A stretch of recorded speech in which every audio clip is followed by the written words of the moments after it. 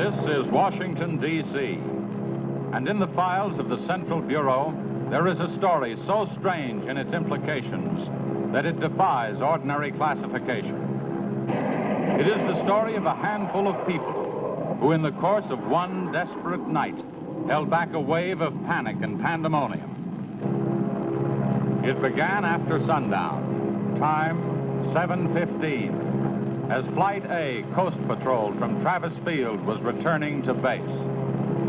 When the nightly Air Force transport pointed north toward Japan via the Great Circle route. While at sea, the Navy and Coast Guard maintained their usual round-the-clock vigil. And from the equator to the Arctic, the radar network swept the skies with eyes that never sleep.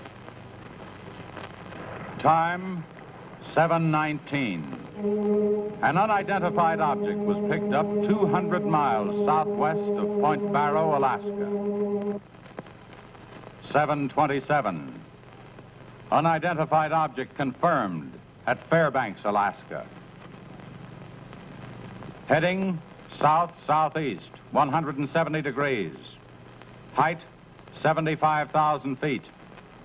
Estimated speed, 5,000 miles per hour. White warning. 7:39. Unidentified object 200 miles due west of Vancouver, British Columbia.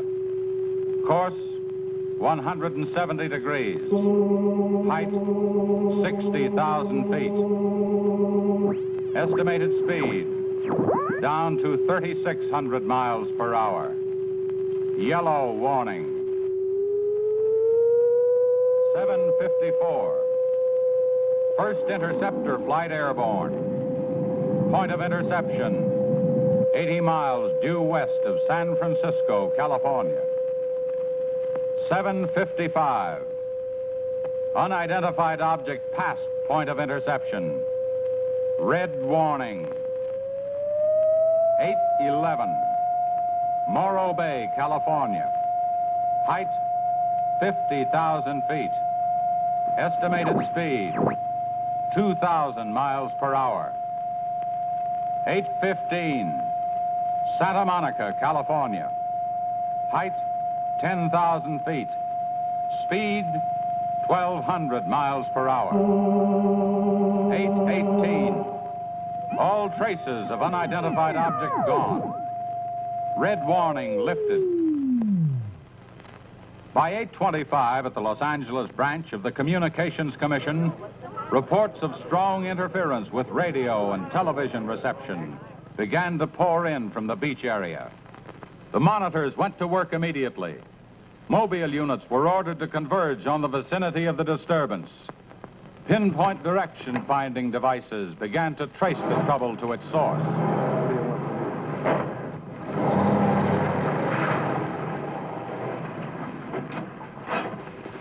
This is Mobile 1, Hazen speaking.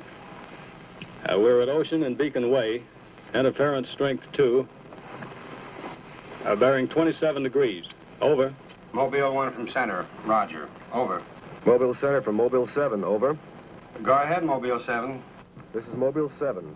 We're at Pacific Center and Beach 4. Interference strength 3, bearing 39 degrees, over. This is Mobile Center, roger. Stand by. Mobile 1 and Mobile 7. From Mobile Center, point of interception estimated 3 miles north of surf. Repeat, 3 miles north of surf. Acknowledge. This is Mobile 7, roger. Mobile 1, roger. Mobile 7, roger, we're going out. Okay, Charlie, let's get moving.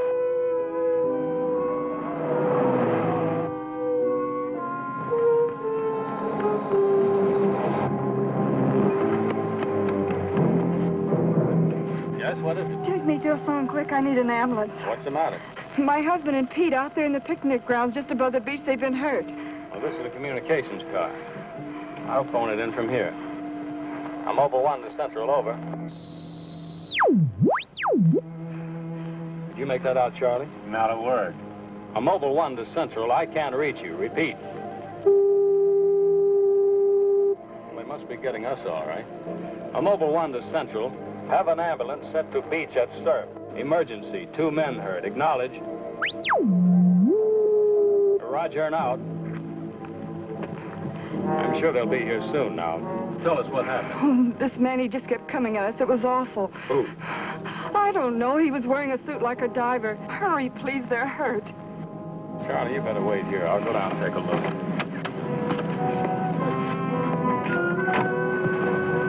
The young woman's hysteria became obvious as they reached the picnic grounds at the beach.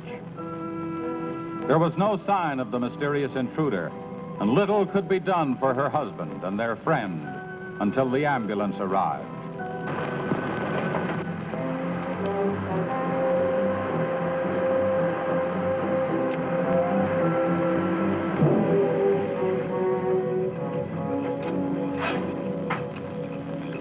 Hi, fellas. How are you doing? We're just taking another reading now. What happened down there? The police took the girl and one of the guys to the station. What about the other one? Well, he's on the way to the morgue. That was her husband. You're right on the button, Charlie. 44.7. Report back to Central if you find anything else. All right. Charlie, grab that portable and check the beach, will you? Got it right here. I'll pick you up right here in about an hour. Where are you going? Police asked me to drop by the station and sign a report. I'll see you later. If you don't, you know where to look for the body.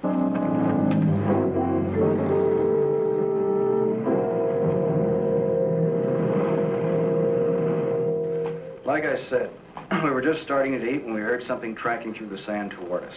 I looked up and couldn't see anything. Then Betty screamed. At what? I thought you couldn't see anything. At first we couldn't. Then this guy started toward us. What kind of a guy? How should I know? He was wearing some kind of a helmet over his head. He could have been a deep-sea diver or anything. All right. After you saw this diver, what happened?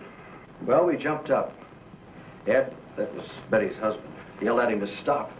But he just kept coming. I never saw anything like it. He didn't say anything. He just kept moving in. And then you say he attacked you. Well, we didn't give him a chance. Ed grabbed a piece of wood and took a swing at him. That didn't stop him. He caught the end. That's all I remember. Just because a man's taking a walk, there's no reason to slug him. Besides, you don't look like a guy who frightens so easy. How would you feel if somebody with a crazy helmet with pipes sticking out of it came at you in the dark? And look, I know this sounds crazy, but there wasn't any head in that helmet. No head. No head at all. It's the truth.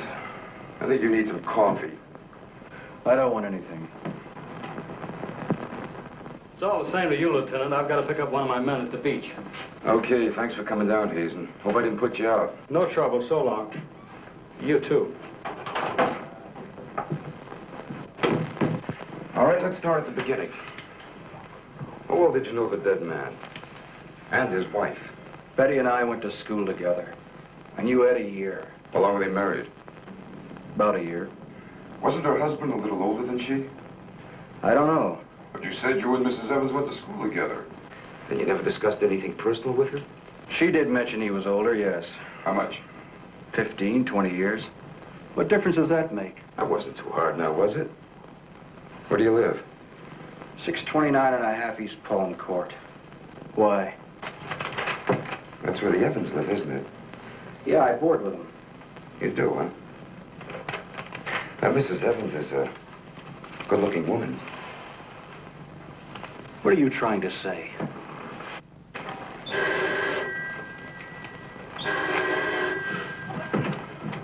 Lieutenant Bowers. Where?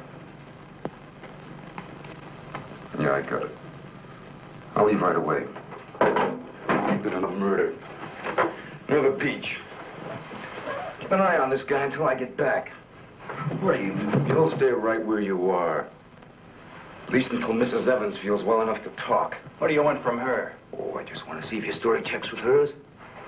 After all, you went to school together, remember?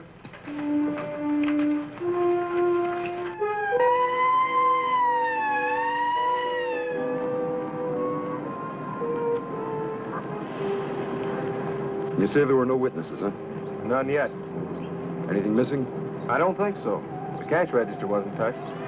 Get a breakdown of the inventory as soon as you can. What about fingerprints? The boys are working on them now.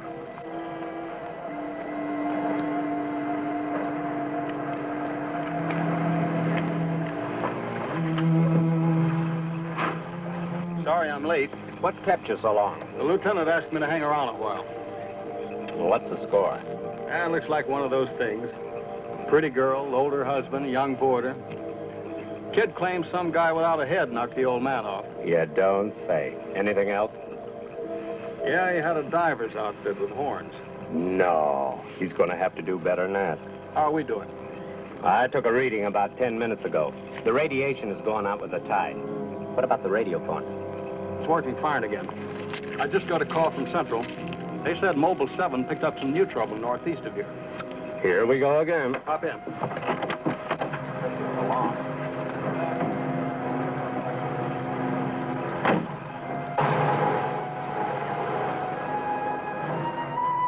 Who reported this murder? There he is there. He lives next door. His name's George Nelson. Hey, Mr. Nelson. Yes, sir. Come here, will you? I'm Lieutenant Bowers, homicide. You found this buddy?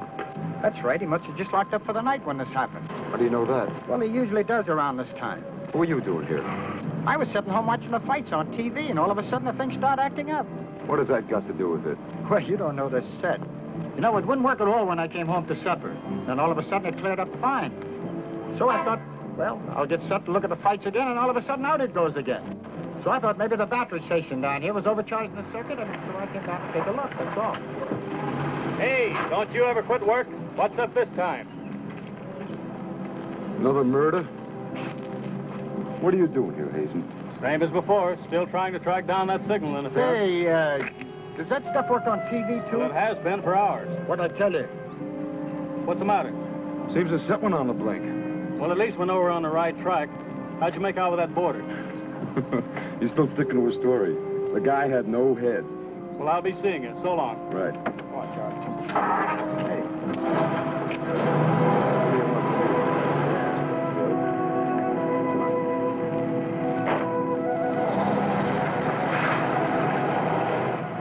And so the communications team resumed its mission to track the mysterious interference to its source.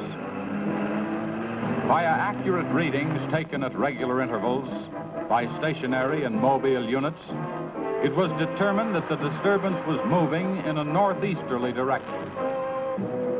By 10:34, Mobile Center had pinpointed the disturbance at the edge of the Huntington oil fields. Units 1 and 7 were instructed to close in.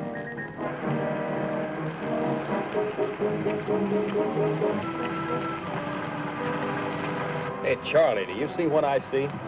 Yeah, the oil field. Let's hope our trouble's burning up. Well, there's only one way to find out.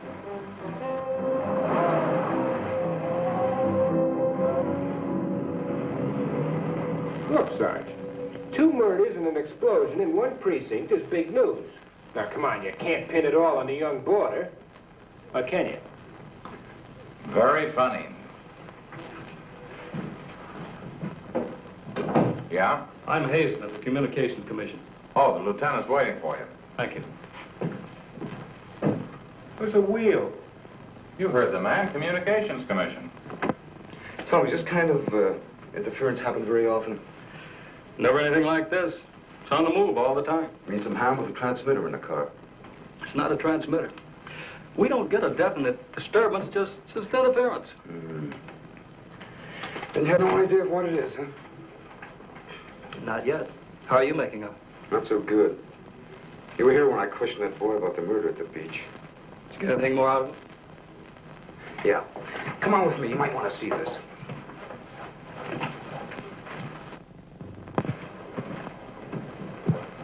Ah, I see you're just about done. Thanks, you can go now.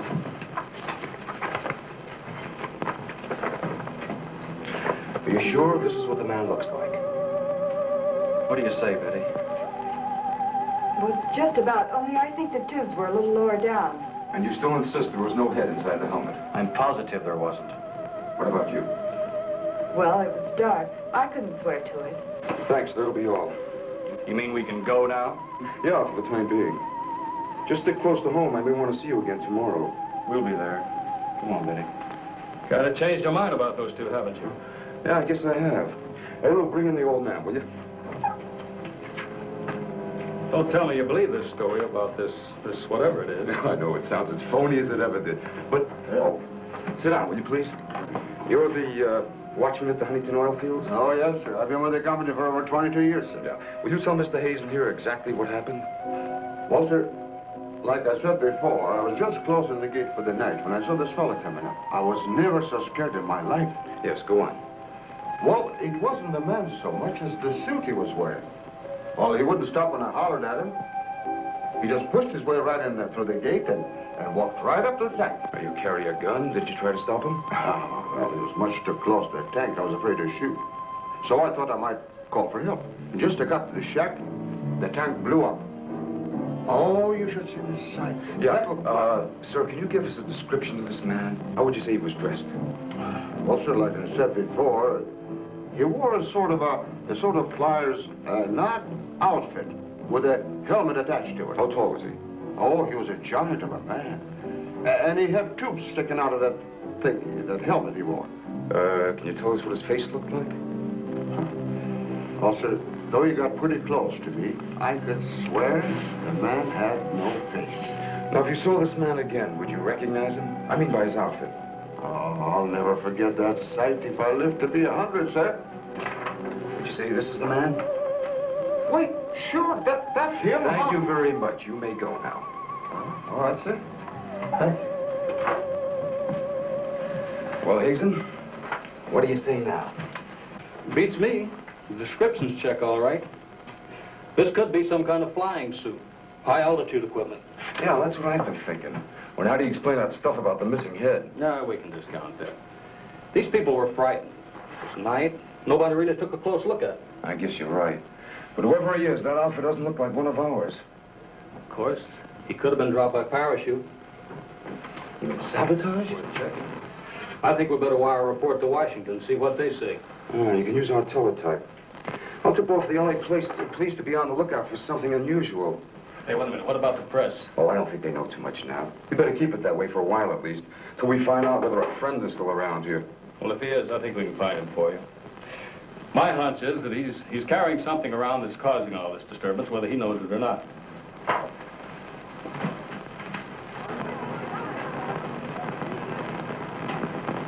Yeah.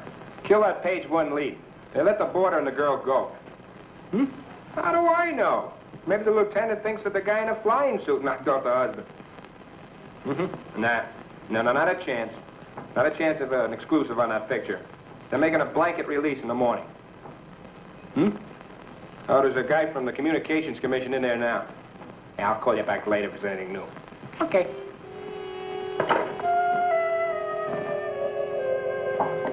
Come in. Sorry to interrupt you, Lieutenant. Yeah, what is it, Jim? There's a teletype cam for you. Oh, thanks, Jim. We're waiting for it. That was fast. Well, here's our answer. Looks like they never sleep in Washington. Says to contact a Major Andrews, care of Dr. Wyatt, director of the Griffith Institute. Hey, it's kind of late. Man, I'll give him a call. While you're at it, I'll go out the car and check in with Central. Okay.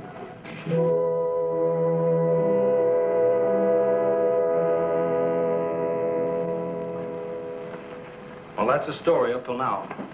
We got in touch with Washington. They told us to contact you here. Very interesting. What do you think, Doctor? When I see something like this, I understand why you gentlemen might have thought sabotage was involved. Lieutenant, are you sure there were no traces of this saboteur, this X-man, found after the explosion in the oil field? Fire department went over every inch of the area. Didn't come up with a thing. Well, then there's a strong possibility that he might have perished in the explosion itself. I doubt that. We're pretty well convinced this man is carrying something that's responsible for all the signal interference. According to the last report I got, there was a definite disturbance about 3 miles east of the oil fields, sometime after the explosion. Well, then if he's alive, you should be able to keep an accurate check of his whereabouts. Not that easy. As a matter of fact, we lost contact about 3/4 of an hour ago. Maybe he realized you were trailing him and got rid of whatever he had that was causing the disturbance. In that case, there's nothing much my department can do to help you. I guess it's up to us. Unless you have some suggestions. Well, let me think out loud for a minute. It might just be that what we've been talking about so far, and this phantom, as we'll call him, ties in with what the doctor and I have been discussing. That is very possible.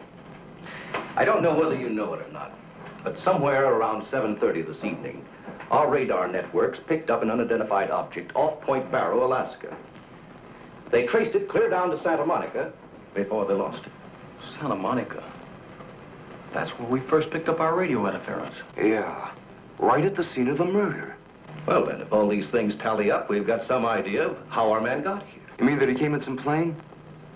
In that case, somebody would have seen it land and take off again. Or did it crash? No. No, we don't think it was a plane. No rocket or jet that has been built so far can attain the speeds of 5,000 miles an hour, particularly for such a great distance. And maybe we're on the wrong track altogether. Couldn't your unidentified object have been a meteor? They travel at a terrific speed. Yes, fast enough for most of them to burn themselves out the moment they hit the Earth's atmosphere. And did it occur to you that meteors are not very likely to travel horizontally, all the way from the North Pole to California? Well, if it wasn't a meteor, or a flying missile of some type, how do you figure this phantom ties in? We're not sure that he does. I don't care what you say, but it doesn't make sense to me. Anybody trained in sabotage would stay undercover. This guy's walking around in a monkey suit, killing people.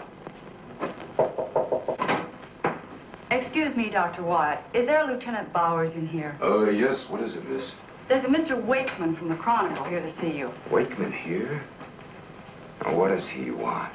Well, there's only one way to find out. Before you go, Lieutenant, I don't believe you have met my assistant, Barbara Randall. Well, hello.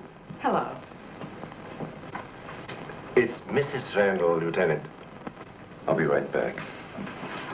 Barbara, you know the Major? Of course. And this is Mr. The Communications Commission. How do you do? Well, I see you are working a little later tonight than usual. Yes, my husband's teaching a late class, and he won't be able to pick me up for a while. Besides, I had some work to do in the lab. Well, at least you'll have lots of company. All right. So I shouldn't have come up here. But I gotta get your angle on this Beach murder. And your whole department is shut up. Look, Wakeman, will you stop bothering me? There's nothing to say. If you got an exclusive story from that Evans Damon or Board, then you know as much as I do. Yeah, but that still doesn't explain anything about the guy without a head. Come on. Who is he? Your guess is as good as mine. You mean you let those two kids go without knowing that? I don't buy it. Well, I did. Well, then you must have an awful good reason. I bet you're trying to tie it in with that other murder. All right, Lieutenant. Don't tell me. I'll get my story somehow. Oh, if you want to know how things turn out, read the Chronicle in the morning. That's right. Now get in touch with Charlie in Mobile 1 and have him call for me here. Okay, honey. Well, did you come up with anything? No, we're just briefing Barbara here. It's just amazing the way you've been able to put these things together. Don't kid yourself, Mrs. Randall. It seems the press knows as much about it as we do. Well, let's hope they don't come to the same conclusions. A few lurid headlines, and every fool in the country will be seeing phantoms in spacesuits and men from Mars all over the place. Yes, I can imagine. And mass hysteria is difficult to check once it gets started. That's why we've got to move fast. Well, from the looks of things, I guess it's up to me. I'll be in touch with you as soon as I hear anything. See you. By 12:30 a.m., the dragnet was in operation. Mobile units patrolled the streets and countryside. They covered an area 35 miles square. Special and sensitive equipment was prepared for action. Everyone on the job was ready to move on the first signal from the Communications Commission. Monitor Corona to Mobile Center, strength 4, Brickyard at 160th, moving toward oil fields. Contact your units. Over and out. Units 1 and 7 from Mobile Center. Units 1 and 7 from Mobile Center. Strength 4, interference at 160th in the oil field. Moving due east. Close in. Repeating, strength 4, interference at 160th in the oil field. Close in.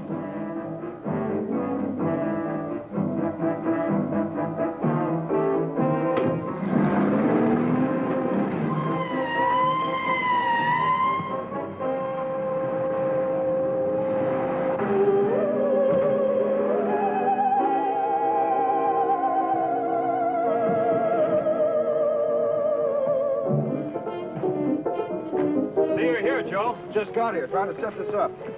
What gives, Hazen? It's in this area, all right. I brought the Geiger counter. Thank you, Doctor. Quite a walk over those oil fields. Well, it doesn't register as far as the oil field. I think we'll do better if we split up, man. Right, Lieutenant. You two go that way. Lieutenant, out here. Vince. Joe, you follow him. Come on, Doctor. And you? Oh, forget it.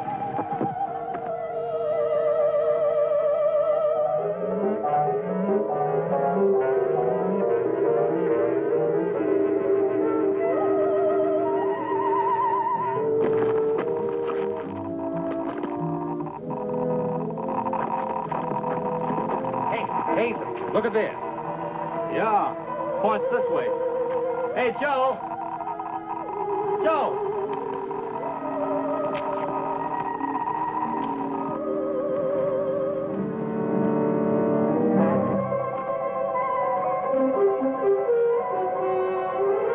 Hazen. Hey, Hazen. 603. Going strong. That's it, Doctor.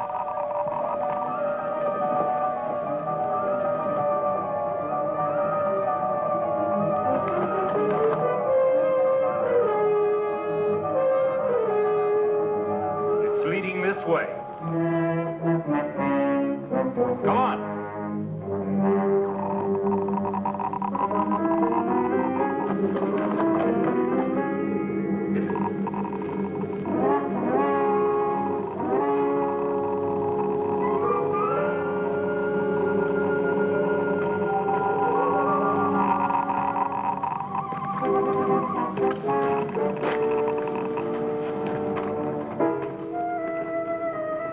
It's this way. Come on.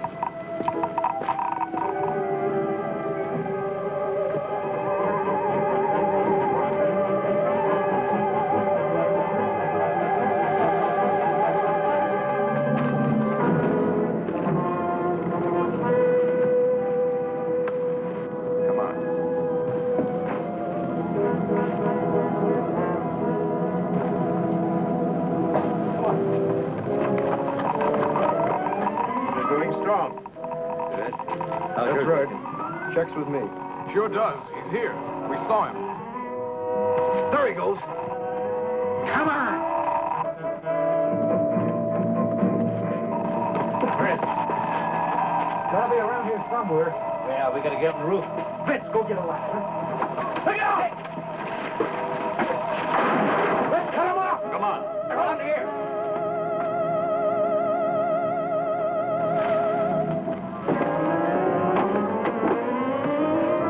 Anybody see him? There he is!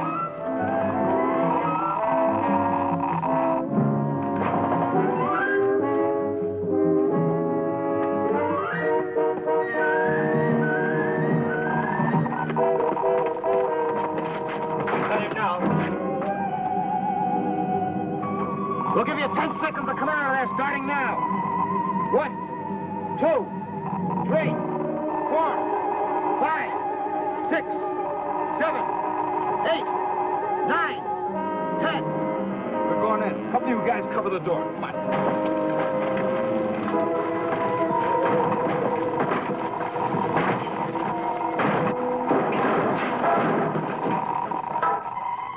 Why, there's nobody in here. Possible. We saw him come in. Maybe he went out of the window. We won't get very far. Don't touch anything till we check for fingerprints. Oh, Doctor, over here. He left his suit and his helmet. Hey, let's spread that thing out so I can get a good shot of it. Keep away, you fool. What's the matter? For your information, that's a Geiger counter, and it says hands off. I think you'd better wait outside. I just have a job to do. So do we. And I'm afraid ours will have to come first. Now, there's no radiation from the helmet. But look at this. So that's what's been causing all this trouble. Charlie, you know where we can pick up a lead-lined box in a hurry? Well, Mobile 7 should have one. They're right outside. I'll take a look. Hurry it up, will you? Unbelievable. Now, we all thought that this phantom might be carrying some device which was causing all the signal interference. But you'll learn that it's due to the very clothes on his body. That's not the only thing that bothers me. Did any of you get a good look at his face? Not me. He's too far away. Well, I did. Unless I'm mistaken, that helmet was empty. Hey, where am I going to put this stuff? Oh, put it in Dr. Wyatt's station. Yeah, we take it back to the Institute. Right. Find out anything? No, that's all right. You can handle that.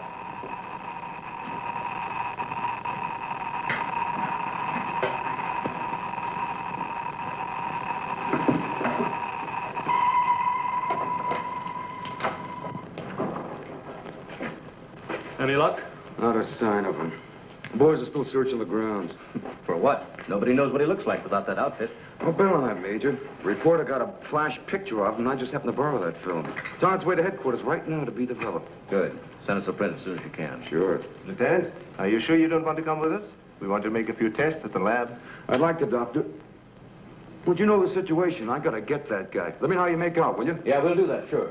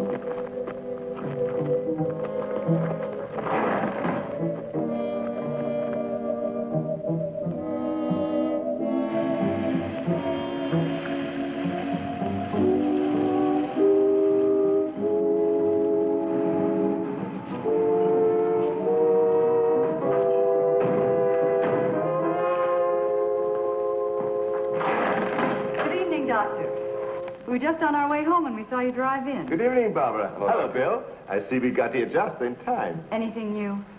Lots of excitement, but that's all. Major, you know Barbara's husband? Oh, of course. How are you? How are you? Yeah, it's a nice-looking dog you've got there. What's his name? His name? Venus. Say, Bill, I hate to ask this, but something important has come up, and I wonder, can we borrow Barbara for about an hour or so? I suppose so. Of course. Darling, why don't you go and do the shopping? Here's the list. The market's open all evening. I may as well. See you later, darling. I'll take the dog and tie her up. Thank you, Bill. Good night. Good night. I'll give you a hand with it. Oh, thanks, Doc. Easy now. Look out for your fingers. All right. Look out now. Don't drop it. Vince, come back here. Vince, come back here.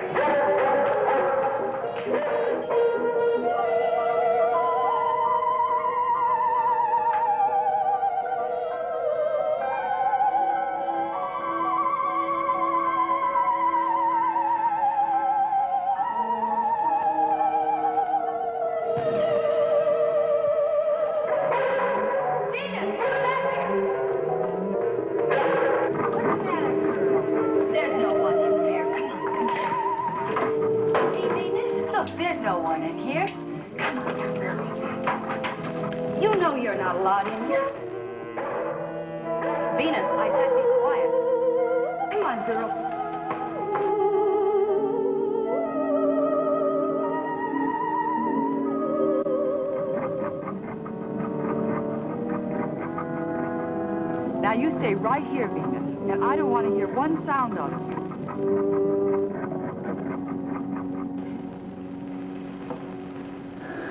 You were right, Doctor. There are no fingerprints anywhere. What's all this? Hey, don't touch anything. You better put some gloves on. Our friend, Mr. X, left this suit at the oil refinery. You mean you were that close to him and you didn't catch him? I'm afraid so. That's up to the police now. Hand me those shears. I want to cut up this material to work with it.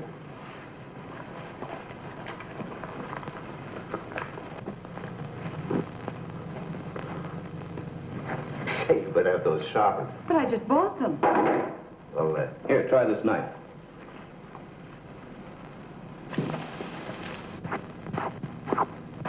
that still won't cut. Let me try.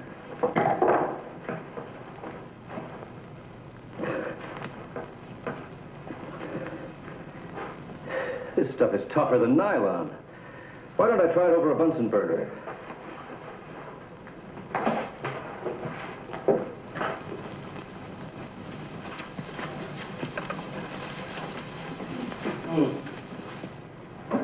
doesn't burn either. Let's take a look at it under the microscope. Look, it's magnetic. Magnetic? Here, Radioactive. And apparently indestructible. Thank you.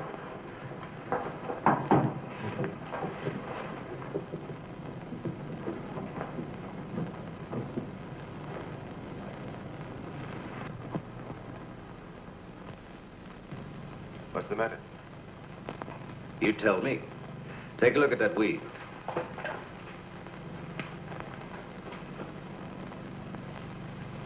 What weed? There is none.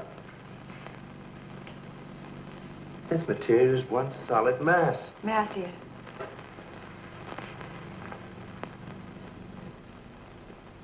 Why, you're right. It must be some sort of plastic. No. I'd say it's a metallic substance of some kind. Well, I've seen a lot of interesting alloys, but never anything like this. Let's try an acid test. All right. Go ahead. Careful now. We'll only take a drop or two. It repels acids like a raincoat repels water. Why, there's no reaction. Well, Major, this looks as though we were going to be here for a long time.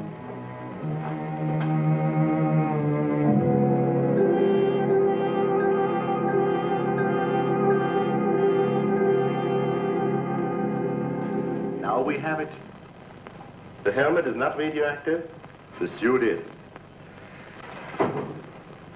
There is no doubt. This spacesuit is conditioned to function above 63,000 feet, where human blood would boil, resulting in the body expanding to twice its size. And death, of course. I know. And it must withstand pressure and counterpressure. Also, it must be so supercharged it can function in thin atmosphere. Now, let's see what it is that is left in this breathing apparatus. Well, how are you doing? The gas from the helmet tank breaks down to 11% methane. Ordinary marsh gas? What's the rest of the formula? No, that's where I'm stuck. I can't figure it out. It just doesn't respond to any of the usual tests.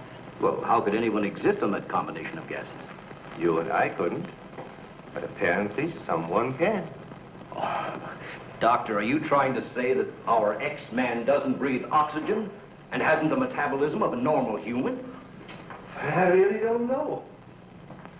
From what we've seen, he has some physical characteristics which make him appear human. But added to them is this fabulous radioactivity that none of us could stand. I am puzzled.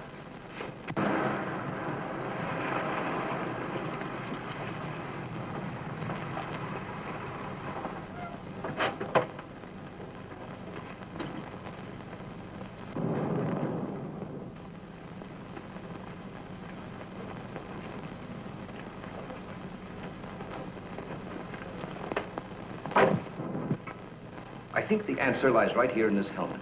Obviously, he needs it to survive. Otherwise, he wouldn't have risked wearing it where he was sure to be recognized. As it is, he only took it off when he was cornered. But if what you say is true, how can he exist without it now? Let me put it this way.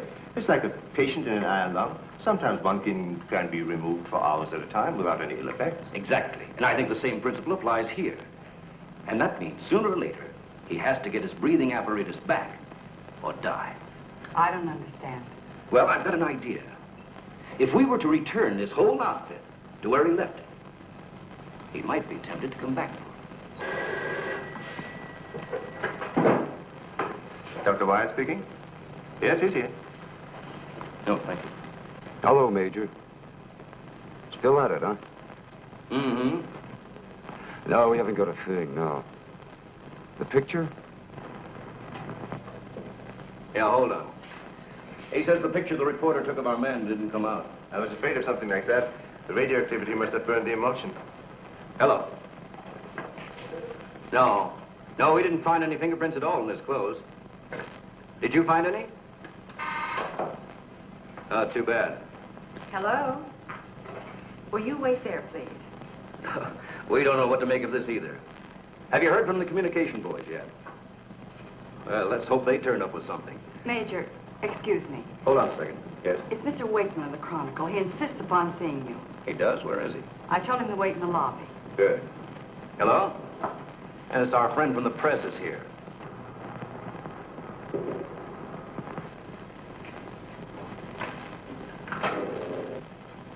Don't worry, I wouldn't dare let anyone in on anything. At least not till we get something concrete. Right. All right, I'll see you later. Well, I guess I'd better see this newspaper man. Want to come along, Doctor? I think I will.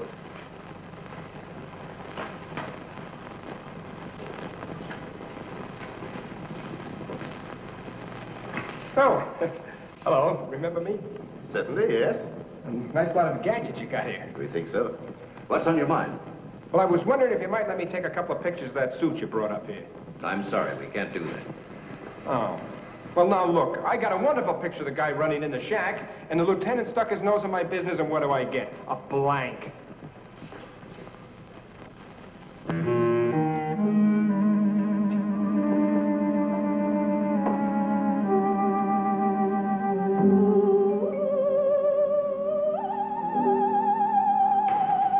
Is that you, Doctor?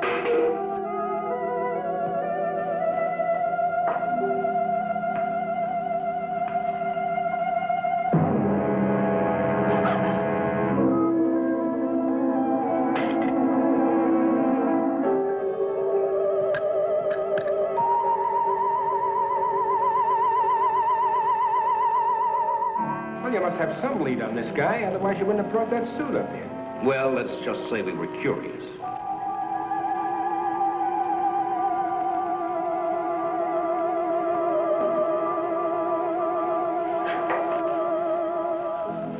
Hello, Bill. Are you back so soon? Isn't Barbara through? I don't know. She's still in the lab. Why don't you go up and see? Thanks, I will.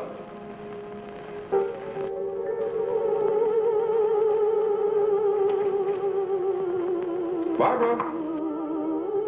Barbara, are you in there? Bill, listen to me. I'm not alone. Someone is in here with me.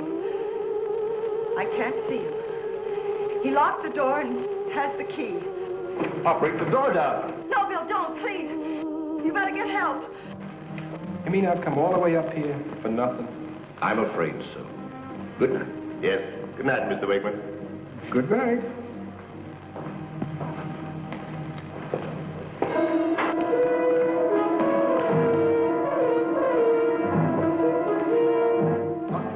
Major, come quick. What's the matter? What's the matter? Where's Barbara? In the lab. The door's locked and there's someone in there with her.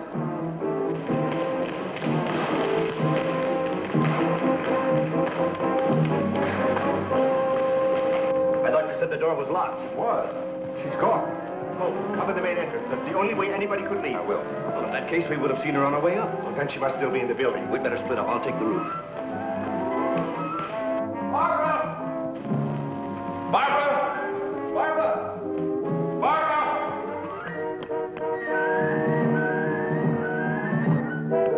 Barbara! Barbara! Where are you? Barbara!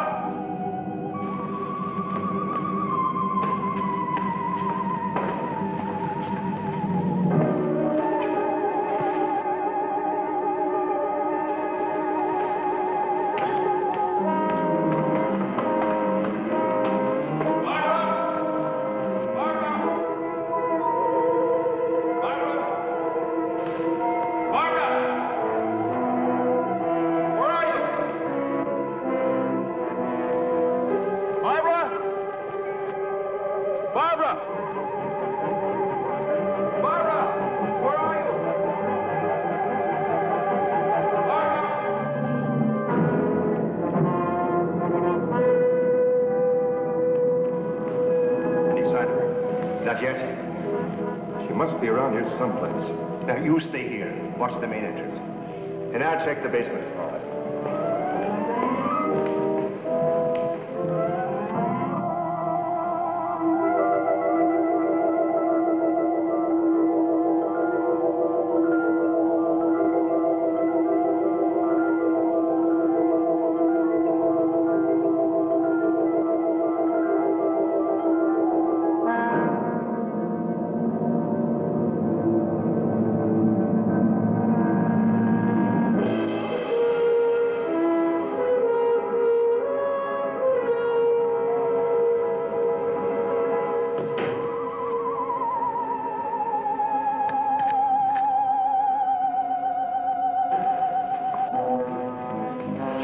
out there. Where's the doctor? He went down to the basement. Here he comes. You didn't find her? No. I'd better call the police. But there's no telling what could happen to her in the meantime. No, take it easy. We're doing the best we can. But she said she was locked in, and she couldn't see who did it. Can you explain that? No, not yet.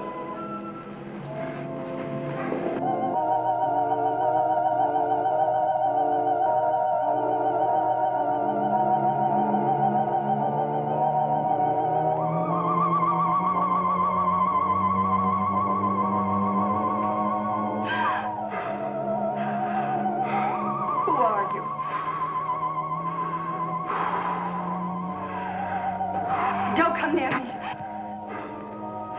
I'm warning you, don't come near me.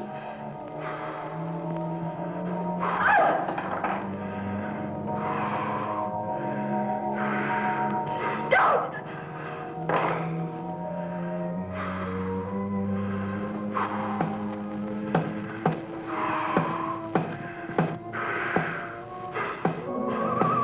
The code. I don't understand. You're trying to tell me you need it to breathe, and there isn't much left in the tank. 1, 1, 2, 1, 1, 2, 3.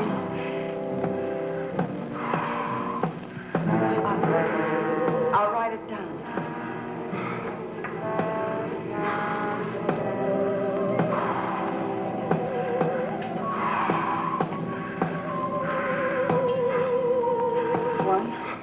One, two, 1, 1, 2, 3.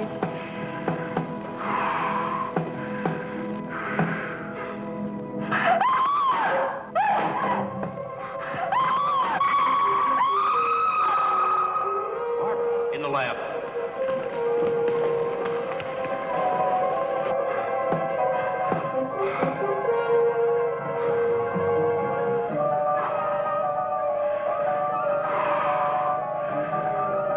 No, please don't. She's in there. Barbara! I can see his hand in the open bottom left. I'm sure it's Darling, are you all right? I think so. I'm looking for him. I just saw him, so he must be in here.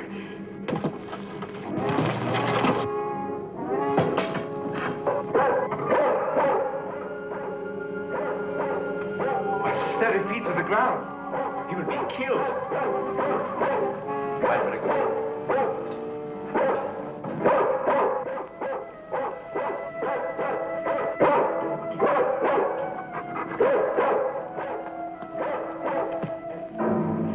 It was frightening. I couldn't see him. I didn't know what to do. Come here. Quick! Disintegrating. This is amazing.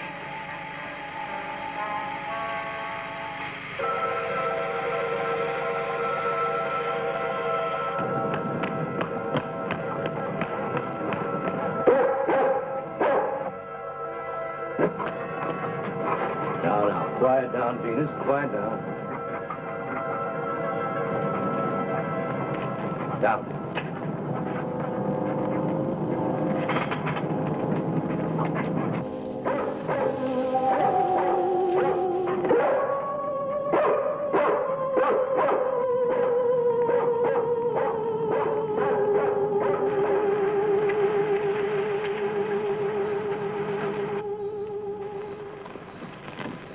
Mobile Center from Mobile 1. Come in, please. This is Mobile Center. Go ahead. Get hold of Major Andrews or Dr. Wyatt at the Institute. I want to talk to either one of them. I will do. Stand by, Mobile 1. Dr. Wyatt speaking. Oh, yes, Mr. Hazen. Yes, we're still at it. Lots and lots of excitement, but nothing definite yet. Have you anything to say? The trouble seems to be just about gone. We get a flash in the direction of the observatory once in a while, but I figure that's because of the outfit you're testing. Yes. Lieutenant Bowers ought to be here any minute. Of course.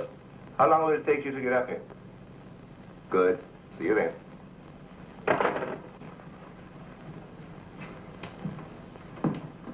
Thank you, gentlemen. Put it down here, please. Barbara, bring that cord in over there. Now you're going to see... I have to resort to ultraviolet light in order to show you what little there is left of the spacesuit. As you can see, it has reduced itself to this liquid, and it is in an evaporating stage. The helmet is in the lab and still intact.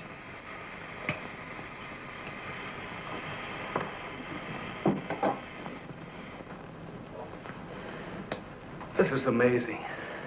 All the radiation in this suit would, well, it'd be fatal to a normal human being wearing it. Of course. And furthermore, our respiratory system could never simulate gases such as we have found in that breathing device. Well, then we have to assume our so-called X-Man carried his own atmosphere with him. Excuse me, but as a matter of curiosity, why do we refer to this thing as a him? I thought it was invisible. Under normal conditions, yes. Yet, Mrs. Randall did see the imprint of a large foot and a masculine hand under ultraviolet light. How do you explain that? I don't know, but the human body is composed of various elements with a carbon base. Like coal? Yes. Now, suppose we maintain the same chemical composition in the body of the X-Man, but substitute silica for carbon. Silica, that's glass. Exactly. Now, it is possible that the body with such a base, if it were subjected to an atmosphere foreign to its origin, might appear invisible to our eyes. Are you trying to say, Doctor, that we're not dealing with a human being? I didn't say that. On the contrary, all the evidence points in the opposite direction. Toward a superhuman with an intelligence far superior to our own. How can you tell?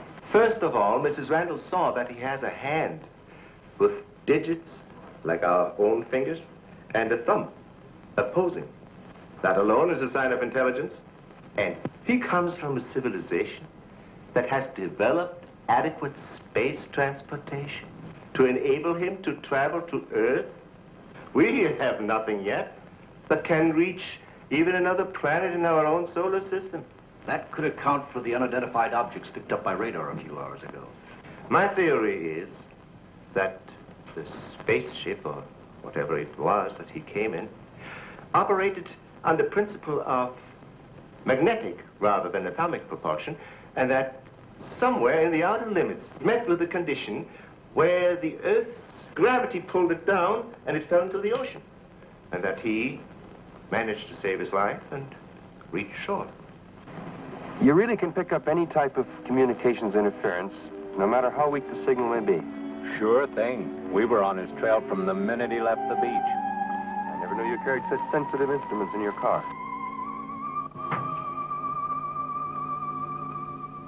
What you told us is very interesting, Doctor.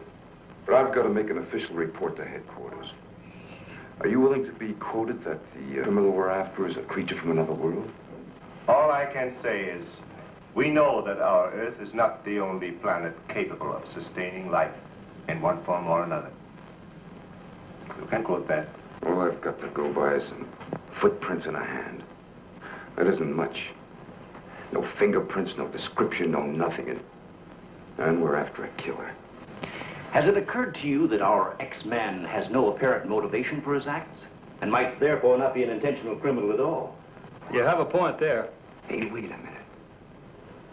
Come to think of it, the young boarder we suspected, he did say that the girl's husband threw the first punch. So? So that could have been enough to provoke the strange creature. And the same could have happened at the second murder. Sure. But what about the fire in the oil fields? Evidently, our man sensed the presence of some gases, which he thought might be utilized in his breathing apparatus. Yeah, that could account for his presence at the oil refineries, where something went wrong, causing the explosion. Too bad he got wise to us and took off his uniform, or we'd have been able to catch up with him by now.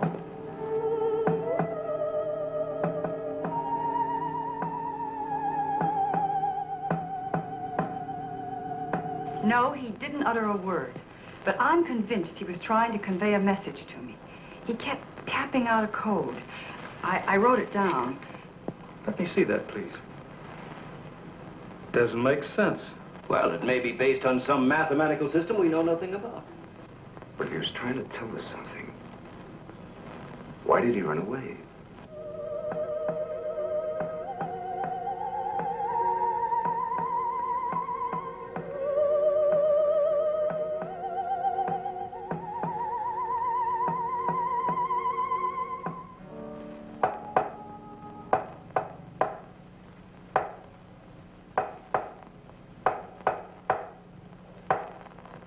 What do you think of that? Hell, Hazen must be crazy sending out stuff like that. I guess so. Why don't you try and get a hold of him? Yeah. Mobile 1 from Mobile Center. Come in, please. Mobile 1 from Mobile Center. Come in, please. Mobile 1 from Mobile Center. Come in, please. Hey, that's Central calling.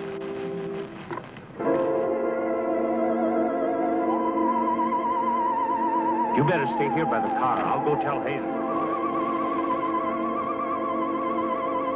Yes, Colonel Powell. Of course, I'll mail you a complete report first thing in the morning. Yes, sir, thank you. Oh, and I'm awfully sorry to disturb you so late at night. Right, good night, sir. He's around here, this invisible guy. He was in the car. How do you know?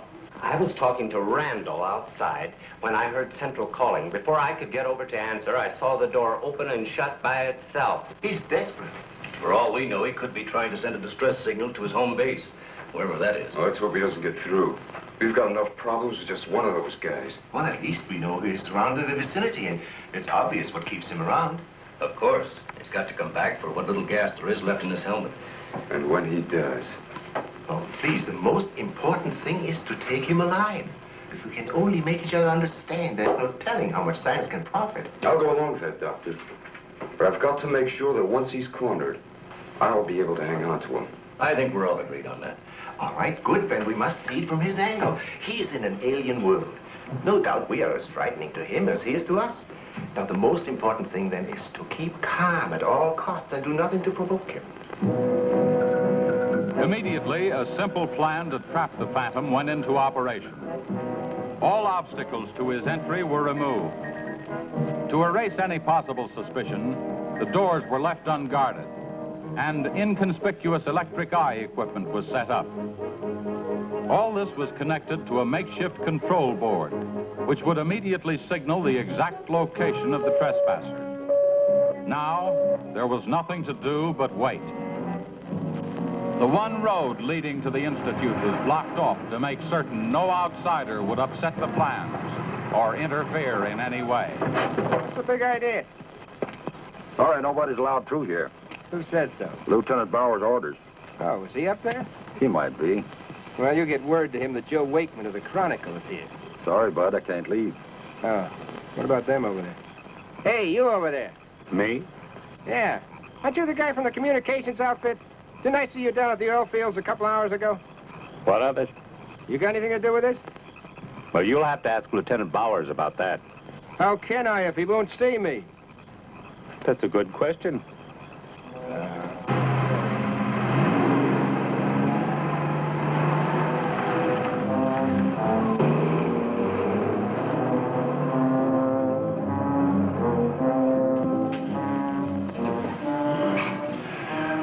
Well, it's 3:45. Sure taking his time. Time is cheap. Yeah, well, how long can you sit on the edge of your chair like this? Oh, dear, if we have to. I only hope this mechanism works. It will, unless he flies in between the wires. I wouldn't take any bets that he can't. Well, if everything else fails, we still have Venus here to help us.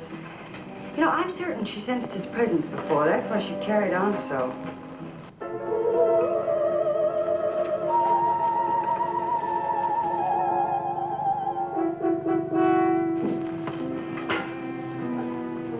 What's the matter, Lieutenant? Is this thing getting you? Oh, no. I'm just thinking about public reaction to all this. I'll give something to the press by morning.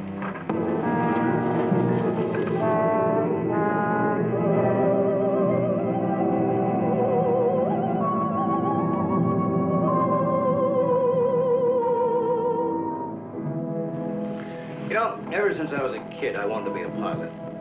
Then after I got my wings and had 75 missions, I thought I'd seen everything. Now, after all this, I know I haven't seen anything. He's here. The back entrance. Let's head him off. Remember, now, take it easy. Don't panic.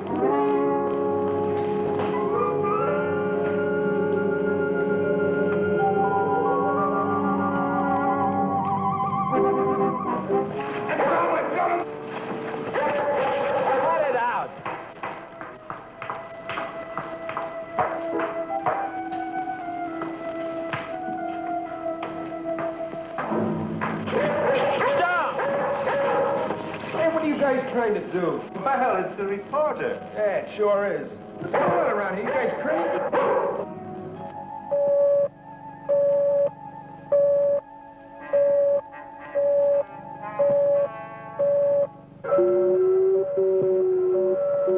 How'd you get in here? Oh, that don't make any difference. Come on, what's up? What's going on?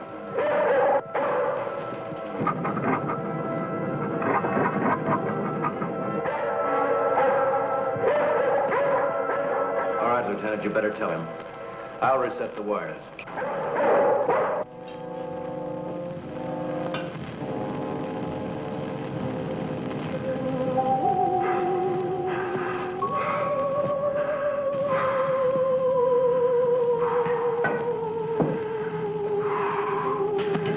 Don't be afraid. We want you to live.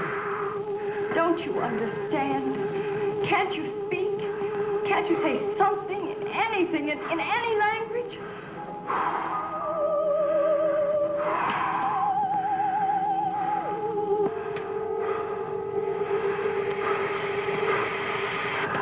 Listen, everybody. He's in the lab with me now. He's in the lab with me now. Venus, be quiet.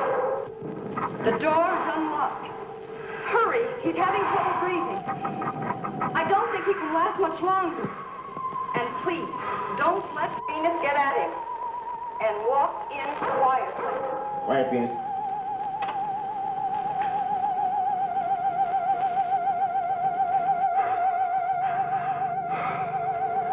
It's unbelievable.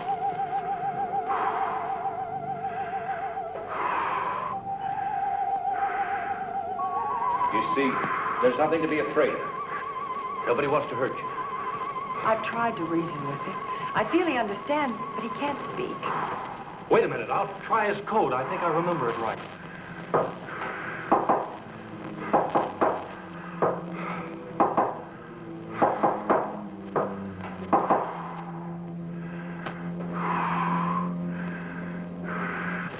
Better plug in the ultraviolet light.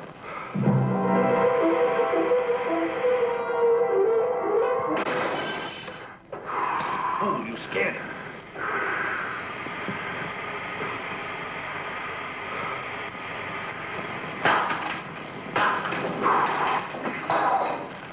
Look, there goes Venus.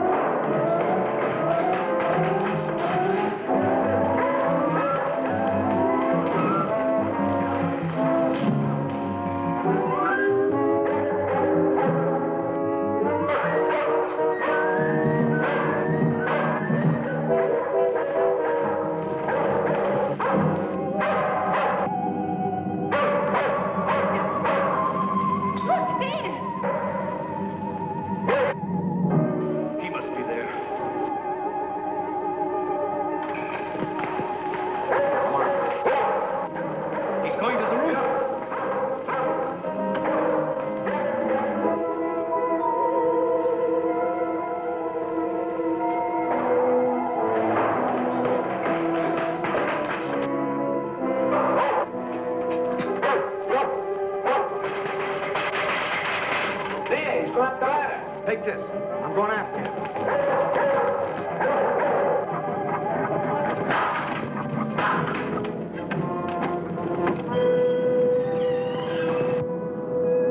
The door. In here with a big telescope.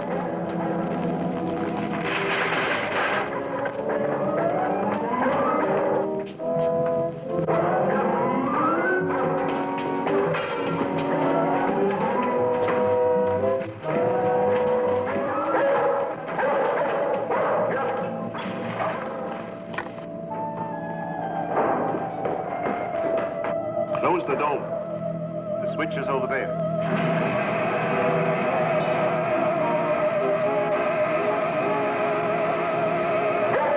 Smoke sense of something. Quiet, Venus. Well, if he's in here, he'll never get out now. This is what I've been waiting for. Please, Lieutenant. This is our last chance. We have to take him alive. Plug in the lamps. There's an outlet here.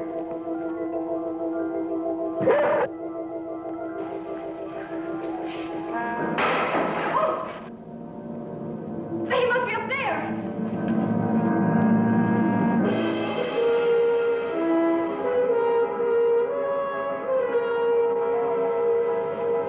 His whole body's gone. If I hadn't seen this with my own eyes. What do we do now? Stand back.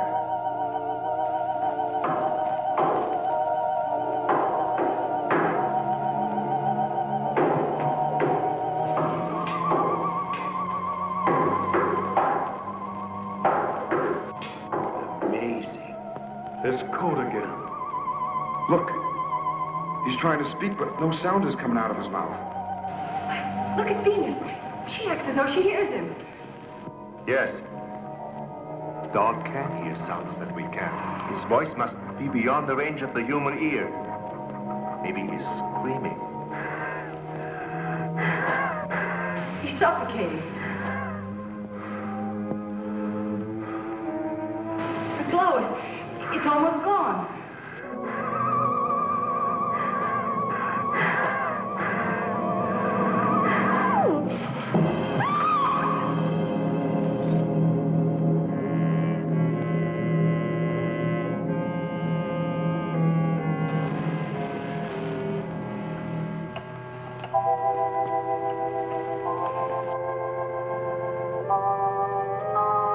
We won't need these lights anymore. In death, he has become visible as a normal body.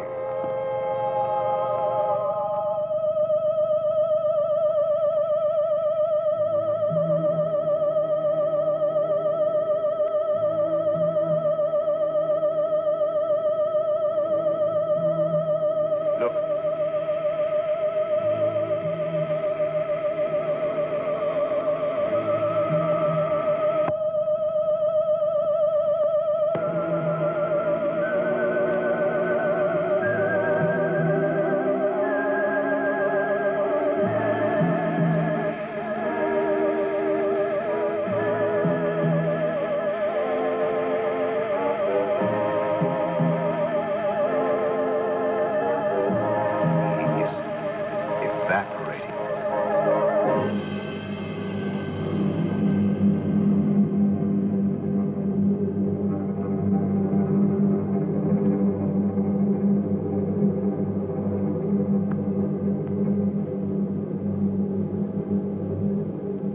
So he came here, wherever from, and right before our eyes, his body went through the final phases of life.